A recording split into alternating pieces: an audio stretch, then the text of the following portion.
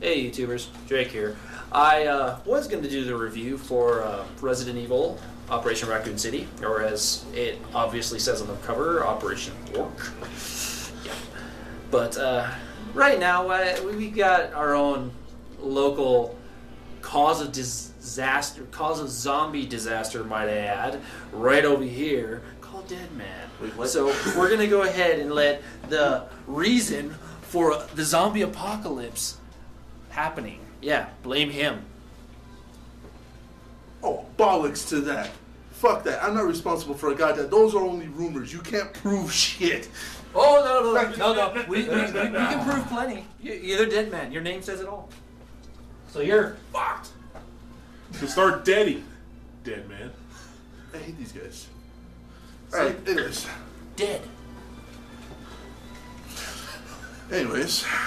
I guess this is the Dead Man reviewing Resident Evil Operation Raccoon City. Here it is.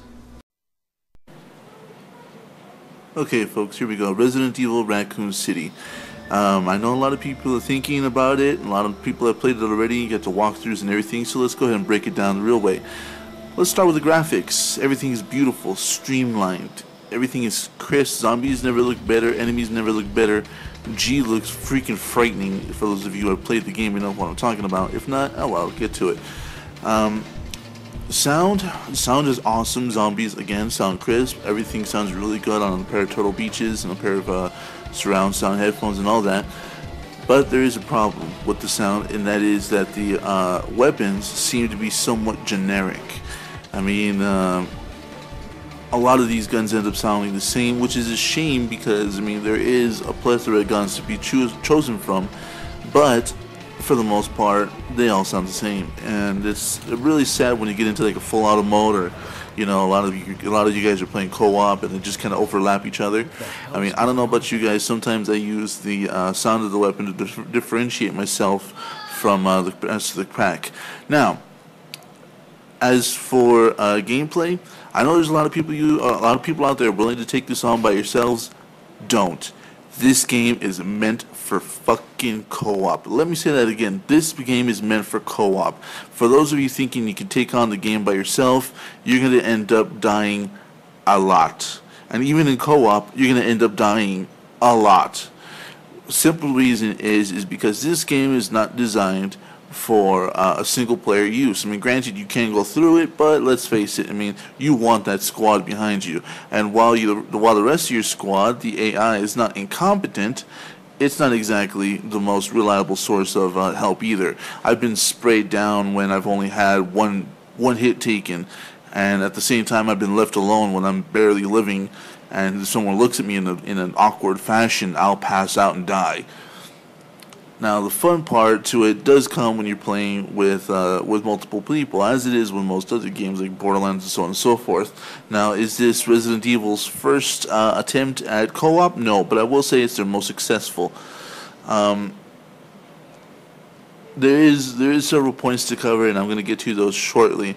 And the thing is that, you know, when it comes to this game, I know there's a lot of people out there hoping and clutching to the hope that you'll see your favorite Resident Evil heroes in one manner or another, and you will see them in another manner, but you'll actually see them not in the way you think. They'll actually be making cameos. Some of them you'll even fight against. Now, let me get that and let me put this to rest. For those of you clutching to the hope that this will be a masturbatory aid for all Resident Evil fanboys and fangirls about Chris Redfield, Leon Kennedy, so on and so forth, it's just not, okay? This game is about the enemies. That's right, the enemies. The zombies, the G-Virus, the tyrants, you know, the lickers, the hunters, the redheads, every single, or Crimson Heads, every single enemy that you ever encountered will be thrown at you in this game. That's what this game is about. It's not about the heroes, it's about the enemies. Do I mind that at all? Hell no. Do I actually like the concept? I do. But there's actually a few problems with this game. Now, I've listed all the good, let's go through the bad. The number one thing that you're going to notice about this game is that sometimes it is hard to stay in the party when you're playing co-op. People will drop in and out, and that does kind of screw up your game. Granted, it's not as prominent as, say, Borderlands or other games like that, but it does happen.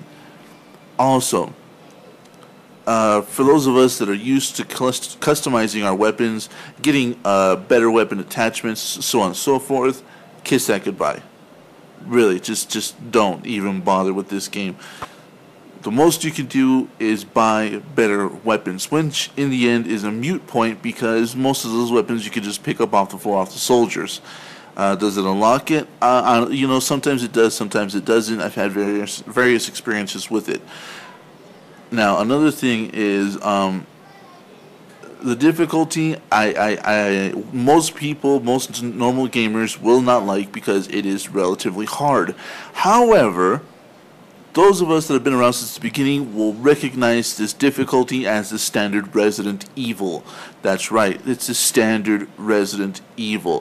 For those of you guys that breeze through Resident Evil 4 and 5, that's not the real difficulty. This is the Resident Evil that guys like me and Zeiss and Drake grew up with.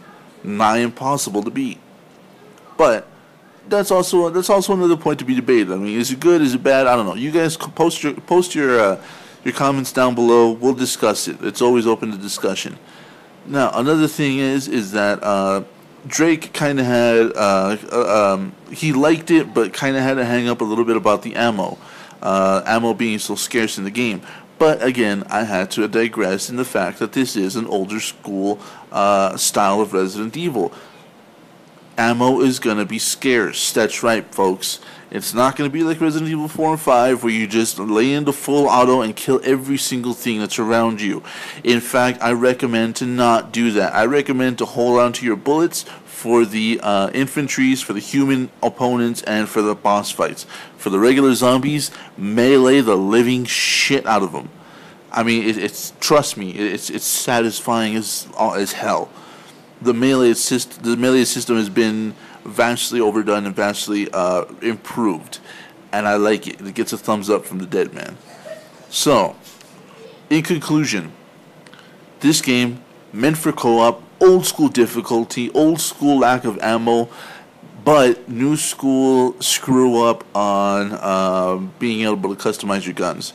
Disappointing, yes. Is it workable? Absolutely. Now, let's not forget the each individual characters that you get to play with, but you know what? It's really just up to you how you want to play the game. You know, depending on what kind of style, and the cool part is that if you don't like one character, you can choose the next one for the next level. Experiment, find your strengths, find your weaknesses, and move on with the game. Let's head over to the wrap-up. Well, that's the review, so now it's time for the wrap-up. Now, Drake gives this game a skull. Zeiss gives this game a shit. Understandable once you know the history about it. The dead man gives it a skull. So, 2 out of 3 skulls. Rent it before you buy it. If it's not your cup of tea, hey, you just spent $2-3 on it. So, that's our review for Resident Evil Operation Raccoon City, the dead man signing off, and as always, game on. You motherfuckers, come here. Wait, hold on! Hey, no!